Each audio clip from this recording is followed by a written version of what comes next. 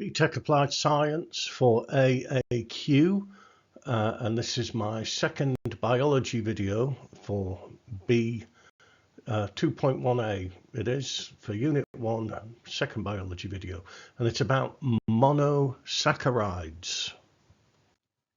So, glucose. Now, glucose is a carbohydrate, which basically means it's made of carbon and hydrogen and oxygen. It's a carbohydrate. And this is a kind of a 3D picture of a glucose molecule. It's a hexose sugar, which means it's got 6 carbon atoms.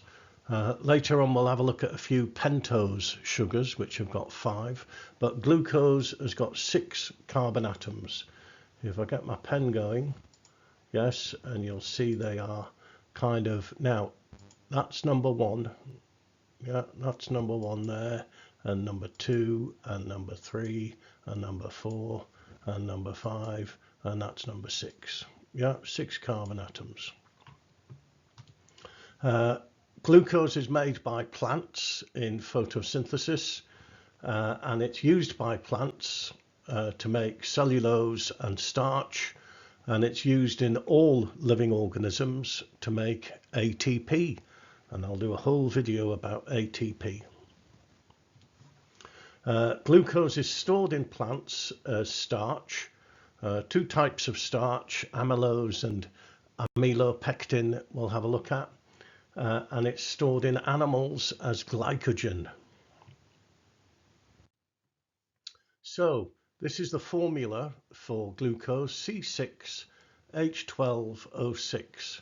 So I've told you 6 carbon atoms, yes, and then you've also got 12 hydrogens, and you've got 6 oxygens, which are the red ones if you want to count them. Now the bonds are tetrahedral, yes, you know, a bit like a pyramid. They are tetrahedral. So how do we draw a glucose molecule? Well, we draw it like this, okay? So we have our hexagon there, which is made up of your carbon atoms, and then there's a few, and an oxygen as well.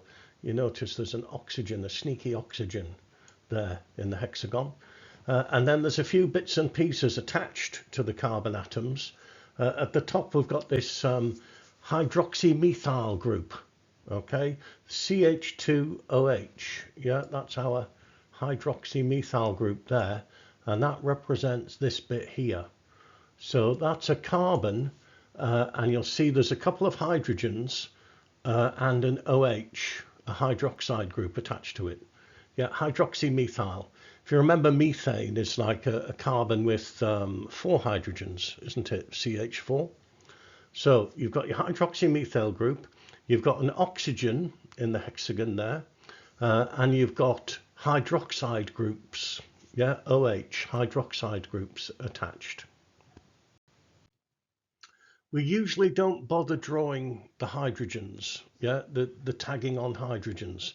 We draw the groups attached, and we draw the hydroxides, but we don't bother drawing the hydrogens. Now, what you should do is practice sketching that. You should be able to sketch that now, so do it. Yes, study it and be able to do it off the top of your head. As I said, the carbon atoms are numbered. So after the oxygen, you've got your hydroxymethyl group, then your oxygen, and then after the oxygen, number 1, number 2, number 3, number 4, number 5, and number 6. Okay, so the carbon atoms have numbers, and we'll see why that's important later on. Now, isomers. What is an isomer? An isomer, they are chemicals which have the same formula but different structures. And there's a few isomers of glucose, okay? And they are called alpha glucose and beta glucose. Now, just looking at the diagram, can you see the difference between them? And hopefully you can. It's that one of the hydroxides. On the alpha, it's kind of pointing downwards-ish, and on the beta, it's kind of pointing upwards-ish. Yes, this hydroxide here is pointing downwards, and here it's pointing upwards. Remember, it's three-dimensional and tetrahedral, so it's not exactly pointing straight up or down, but it's downish and uppish. So the difference is the orientation of the hydroxyl group on the first carbon atom. That's number 1 carbon atom. What we can say to remember is on the alpha, starting with the number 1 carbon atom, it's down, down, up, down, isn't it? Whereas on the beta glucose, it's up, down, up, down.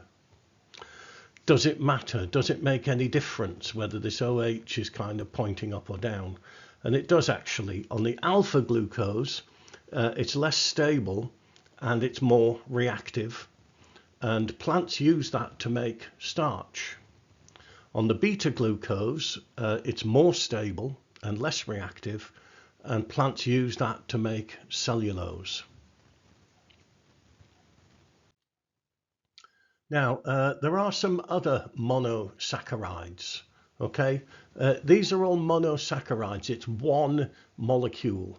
Later on, we're going to be joining these molecules together, but these are one molecule. So we started off with our glucose here.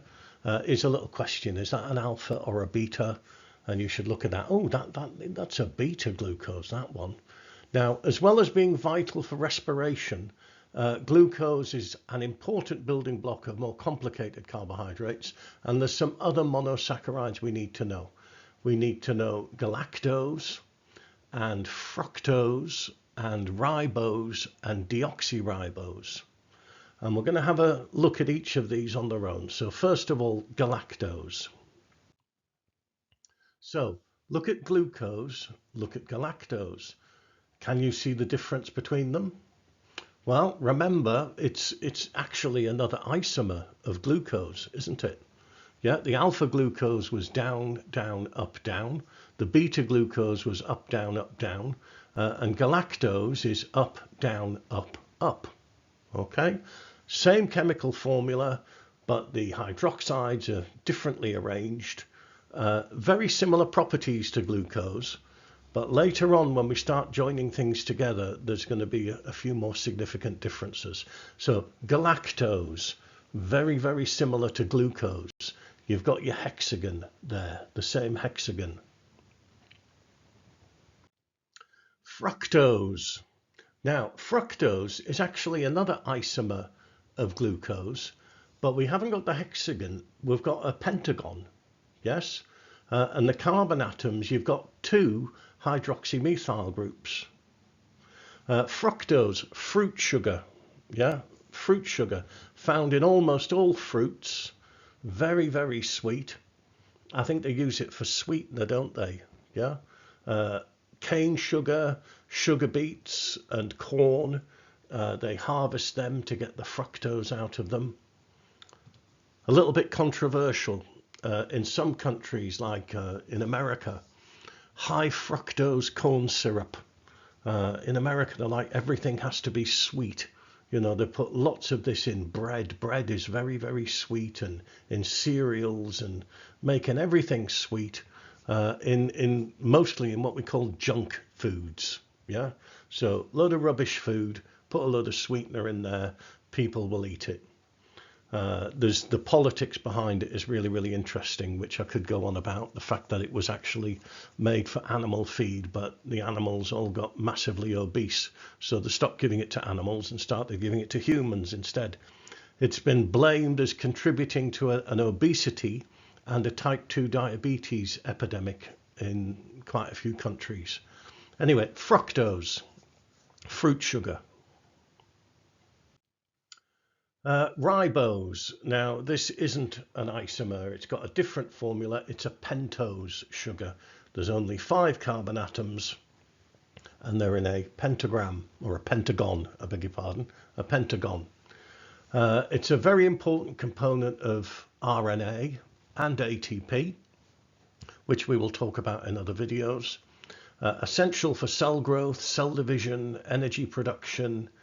It's naturally produced in the body, but it's also present in meat and cheese and mushrooms. ribose. Now, if we take away a hydroxyl group, yeah, can you see which one we've taken away? Yes, we get deoxyribose, and that's very important. You may have heard of deoxyribonucleic acid, or DNA, and one of the fundamental components of DNA is deoxyribose. Here are some questions. Have a go at them yourself. Pause the video, have a go on paper. Am I going to tell you the answers? No, because all the answers are in the video. Okay. If you don't get any right, go back to the video and have a look for yourself. Don't be lazy. Also, can you name those molecules? Let's have a look. The first two look very, very similar. Hexagons, the only difference is the OH is down and then it's up. And then the middle left one, that looks very, very similar as well. Oh, the right middle, that's got two hydroxymethyl groups. I wonder what that is. And then the bottom two are actually pentagons. Oh, I wonder what they are.